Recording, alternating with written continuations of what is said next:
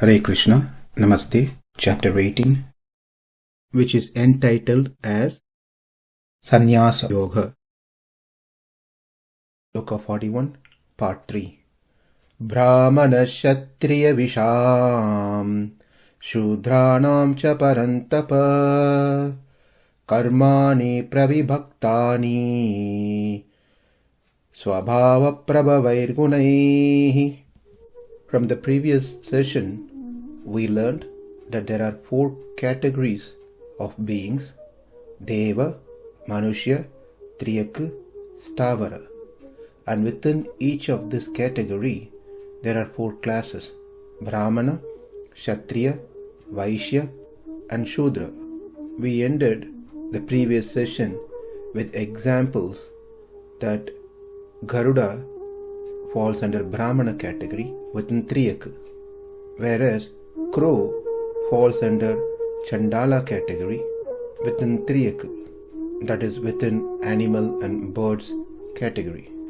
There was a question raised: if we say crow among birds to be Chandala, then we hear in Srimad Ramayana that son of Indra took a form of a crow and harmed Mother Sita. Being born as son of Indra, who is a Devata, that means he got his body as Devata, that is based on his previous karma. If one has born as Brahmana, that means he has done some karma to be born as a Brahmana this lifetime. If someone has born as Devata, likewise, that means accordingly that person has gained some karma from the previous lives to be born as a Devata. Devatas are of a higher degree of Sattva Guna compared to Manushya. So the question is, it appears to be contradicting. Crow is Chandala, which means predominated by Tamoguna, whereas Devata are dominated by Sattva Guna. Then how come son of Indra, who should be in Sattva Guna, can perform such a low act, that of Tamoguna? Similar question can be raised for Ravana. In Ravana's case, he was born as a son of Brahmana, but his act was low by nature. To understand these seemingly contradictory statements, we should know that the guna of body and gunas of mind may possibly differ, not that they have to be same all the time. It could be same or it could be different. That is, the body could be of Sattva Guna, but the manas, mind, could be of Rajoguna. In that case, the body may be dominated by Sattva Guna suppressing the Rajoguna and Tamoguna, whereas the manas can be dominated by Rajoguna suppressing the Sattva and Tamoguna. When both body and mind of same gunas, then there is no friction. They team up and work together. When the gunas of body and mind varies, there will be a lot of friction between these two. Now the question comes, what does it mean by gunas of body, and how can mind and body can have different gunas? We learnt earlier that a substance, dravya, called Prakriti, possesses 3 gunas: Sattva, Rajas, and Tamas.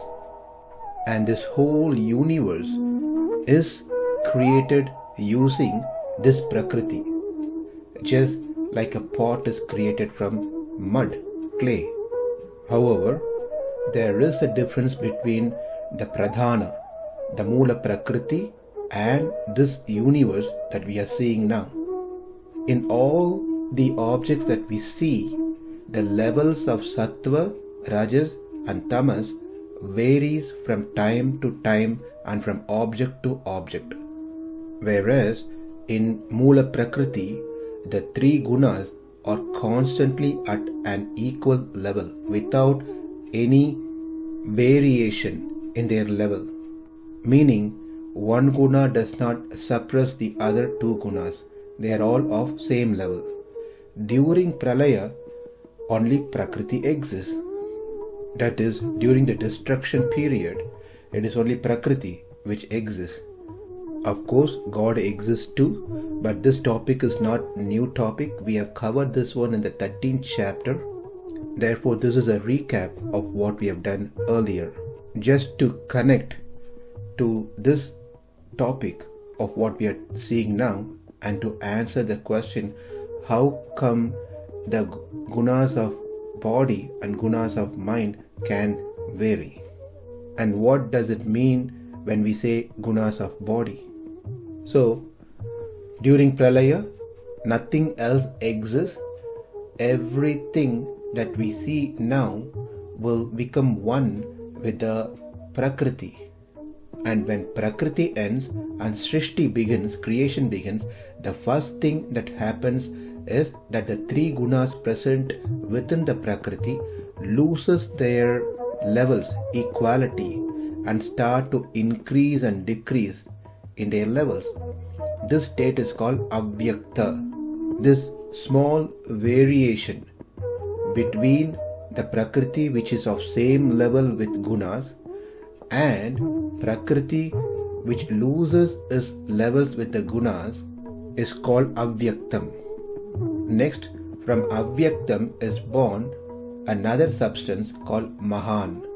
This mahan is also referred by name buddhi, buddhi tattva, intellect, intelligence. Please remember, we discussed this earlier, that the whole prakriti does not transform into mahan. It is only a part of prakriti which transforms into mahan. The other half of the prakriti is left as it is. It is through this buddhi, with the help of this buddhi, that one able to differentiate between jivatma and prakriti. We have learned this one when we did threefold divisions of buddhi. Little more detail.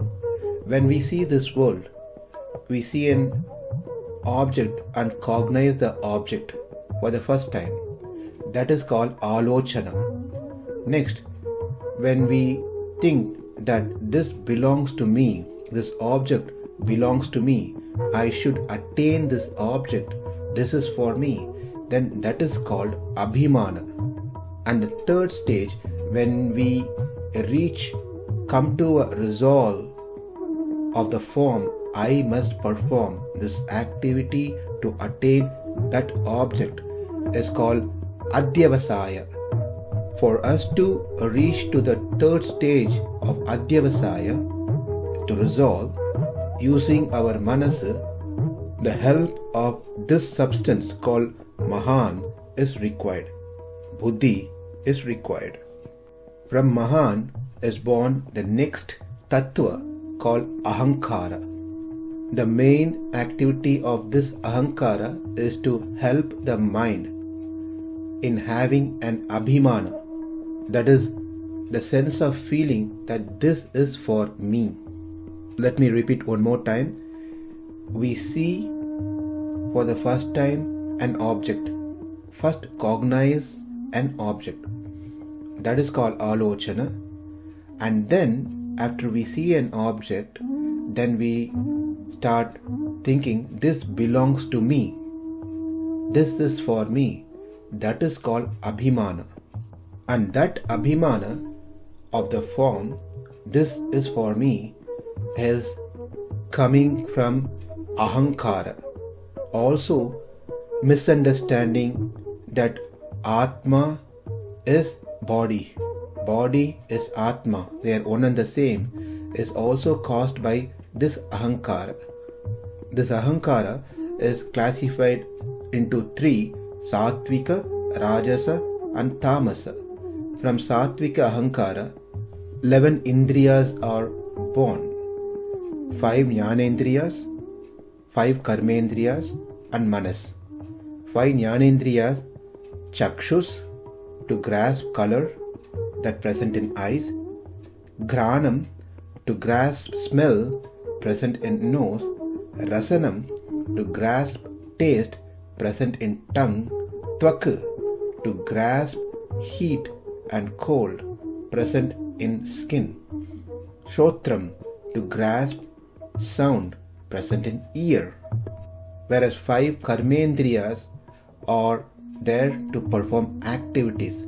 Vak for speaking present in tongue, pani to use objects present in hands, pada to move present in legs, payu to exit feces, upastha to exit urine. Those are 5 jnanendriyas and 5 karmendriyas. Manas is the 11th indriya, which controls all the indriyas mentioned above. And this manas is used for thinking, desiring and deciding. So we've seen from Prakriti comes Mahan, from Mahan born Ahankara. Ahankara classified into 3, Satvika, Rajasa and Tamasa. From Satvika Ahankara we get 11 Indriyas, Pancha Jnanendriyas, Pancha Karmendriyas and Manas. So the mother of Manas, mind, is Satvika Ahankara. From Tamasa Ahankara comes Pancha Tanmatra and Pancha Bhutas. The 5 Tanmatras are: number 1, Shabda Tanmatra, which possesses the attribute of sound. Number 2, Sparsha Tanmatra, which possesses the attribute of touch. Number 3, Rupa Tanmatra, which possesses the attribute of form. And number 4 is Rasa Tanmatra, which possesses the attribute of taste. And lastly, number 5, Gandha Tanmatra, which possesses the attribute of smell. Shabda, Sparsha, Rupa, Rasa, Gandha. These are called Pancha Tanmatras. From them, in certain sequence, the Pancha Bhutas are born. Akasha, that is space. Vayu, that is air. Number 3, Tejas, that is fire, heat. Number 4, Apaha, Jalam, that is water. And Prithvi, that is earth or born. With these 5 elements is what our body is made of. So what is the mother of our body? It is Tamasa Ahankara. What is the mother of Manas? It is Satvika Ahankara. There itself we have a difference. Manas and body, Sharira, are not of same mother. They differ right there. What about Rajasa Ahankara? Nothing gets created from Rajasa Ahankara. This does not have any independent role. It only aids, helps the Satvika Ahankara and Tamasa Ahankara in carrying out their activities. Now one may raise a doubt.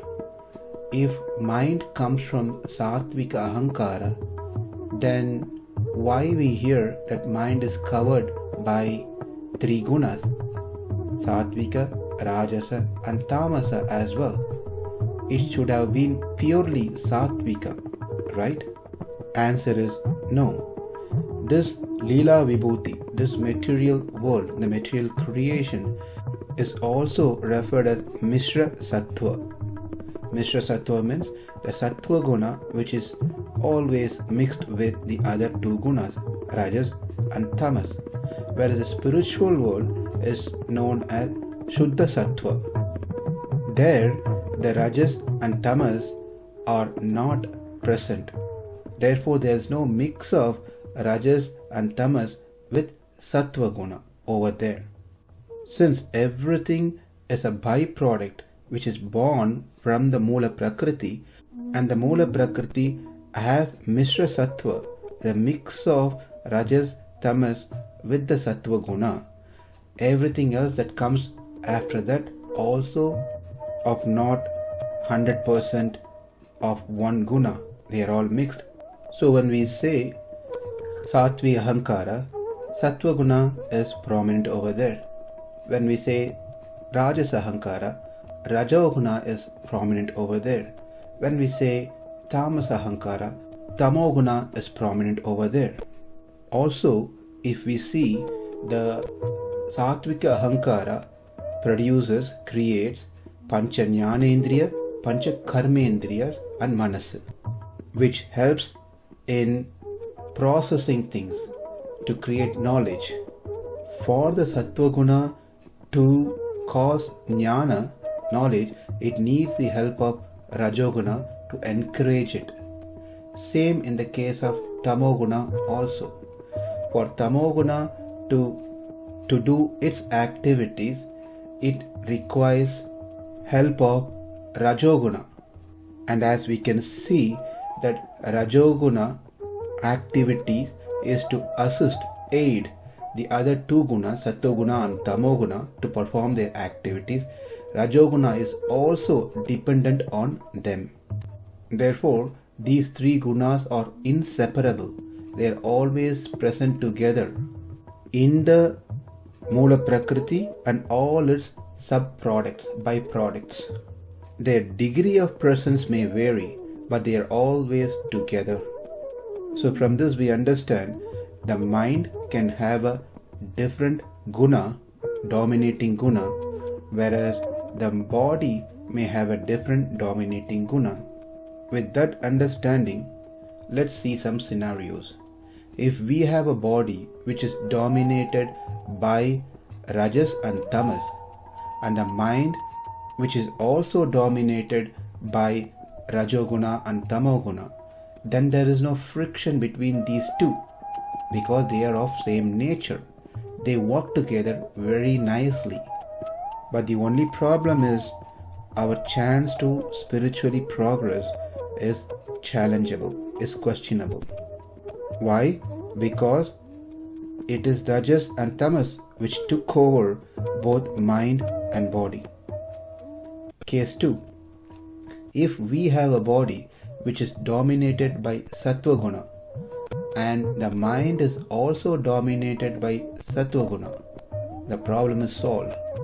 It is an easy go for the mind with no challenges because the body and mind of same nature, that too it is sattva guna. And certainly this will help one to spiritually progress without any difficulties. Case 3. Let's consider the opposing conditions. If we have a body which is dominated by rajoguna and tamoguna, whereas the mind is dominated by sattva guna, then the mind must fight against the body that is of rajoguna and tamoguna. But still there is some hope in this case with proper practices, determination and guidance to curb the mind to overpower the nature of the body. And lastly, case 4. If we have a body which is dominated by sattva guna, whereas the mind is dominated by rajoguna and tamoguna, then there is easy go for the mind to win over the guna of body. The mind takes over and the body becomes submissive to the mind. Here, the hope for spiritual progress is very less. So, as long as the gunas of mind and body are same, there is no friction. When they vary, there is a lot of friction. When the body and mind of same nature, that is sattva, it's an easy go and victory for us. We can easily practice Krishna consciousness. We can easily progress spiritually. If mind and body of same nature, but they of rajas and tamas, then it is very difficult. If mind of sattva and body is of other two, mind can overpower the gunas of the body. If the mind is of rajas and tamas and body is of sattva, then again there is challenge. As we have said several times, by proper association of saintly people, by proper knowledge, by proper service attitude, by proper diet, food, by proper spiritual practices like chanting the names of God, meditating upon the Lord's beautiful form, and by proper prayers, seeking the blessings and mercy of the Lord, one can easily overcome Rajoguna and Tamoguna and develop more Sattva-guna. And this will be further explained in the next session. Namaste. Hare Krishna.